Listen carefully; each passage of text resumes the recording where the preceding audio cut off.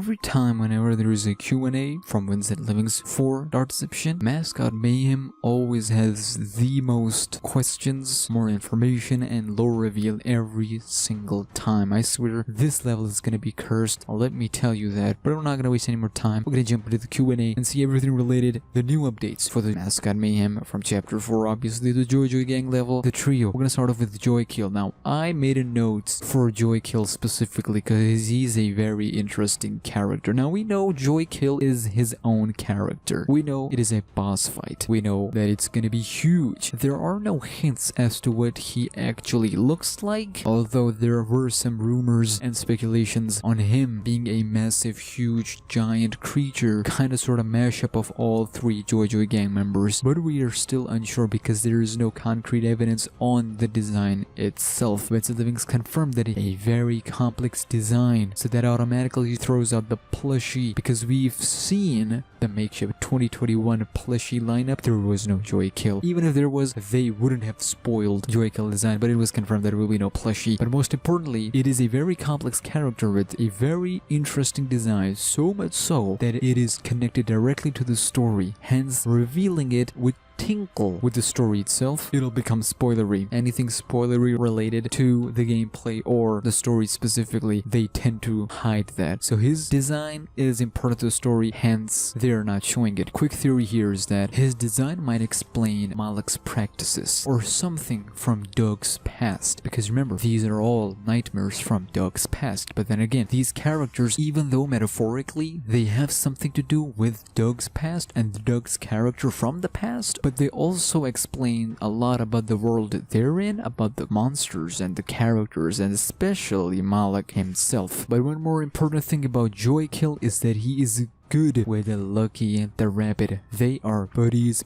together. They both kind of sort of need one another and need each other, so there you go. Overall, Joykill is a separate character with his own mind, thoughts, behaviors, and most importantly, a very unique role to play in the story other than just a boss, which is what we needed from Dark Deception bosses. Make them different, but most importantly, make them important. Then we get to the pig. I can't believe there was a question that was asked to Vincent Livings that Vincent Livings had to say that yes, the pig can smash through doors. Seriously, have y'all not seen the gameplay from my videos at least? Previous 3 Q&As?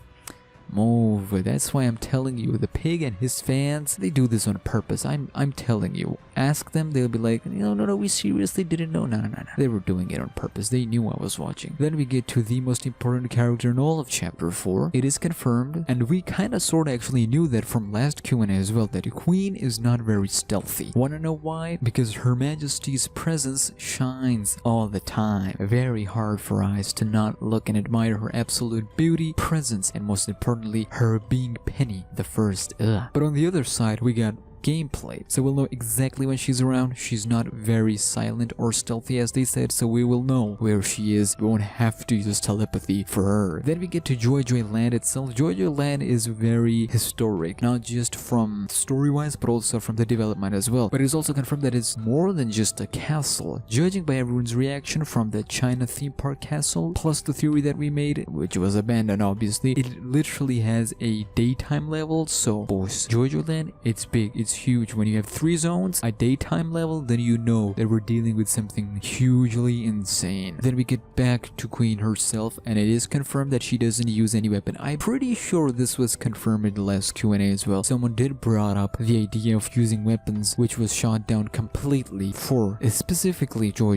Gang. Her SFM of the rap will not come out. That was a bummer if anyone was wondering. I'm really sad that she only has audio rap. But you know what? I'm okay with that. She is special. And that is why you only get to see her in Chapter 4 now. Okay, I'll take that and I'll take that explanation. Then we get to her abilities here. This is just like nurses. After a queen throws her stun eggs at you, she will give you a chance to escape. Kind of like duckies, where after stunning you, they would not kill you instantly. They would dance for a while, giving you a chance to escape. So there you go. Just like the nurses, which we explained in Mascot in Torment Therapy video a few days ago. We explained why she takes takes joy in this behavior in all video. We will do more explanation on that someday later, and here not only it aligns perfectly with the story as to why she would wait for a while after throwing her egg and stunning you, but also it works perfectly with the gameplay, balancing it perfectly, so it's only a matter of skills. Then we get to traps, and most specifically camera traps, something I'm personally excited for. Camera traps will be present and active in all 3 zones of Mascot Mayhem. Not best thing, but you know what, I will take it.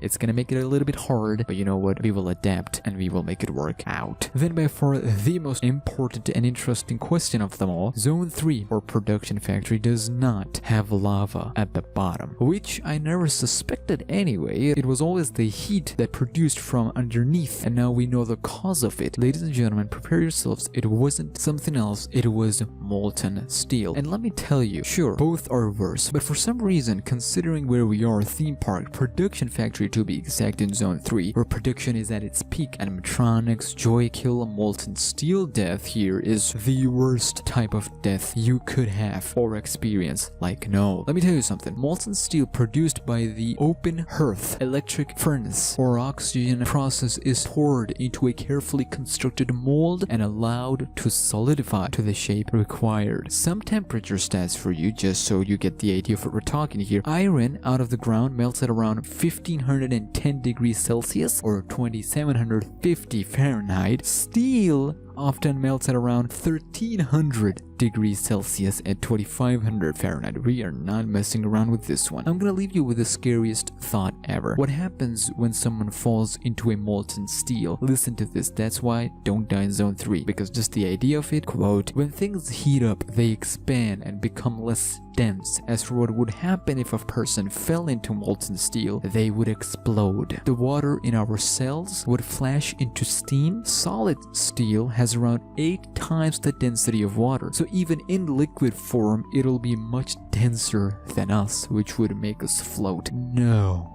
We're gonna cut this part right here. Many real-life cases happen of workers killed by molten metal, etc. So much respect to these workers. They are the true brave part and working class of our society. Well then, that was a bit weird way to end this video. Zone 3 Production Factory is gonna be scary. This video went into scientific part of the things. I should do more of this combined real-life stuff here, but to transition from this to something good, few days until we get our hands on PlayStation 5 and then expect some good stuff gameplay. You know what, just wait. Anyways, we're not gonna do the outro today. I'll leave you with that.